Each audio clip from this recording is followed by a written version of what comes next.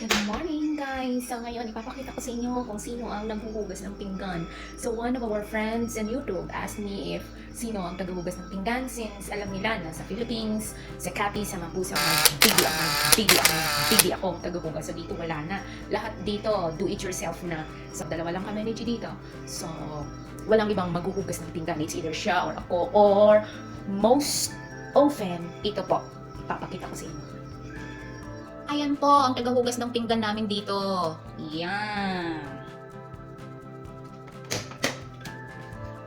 Charan! Charan! Sa nag-request, ito na po yung tagahugas ng pinggan.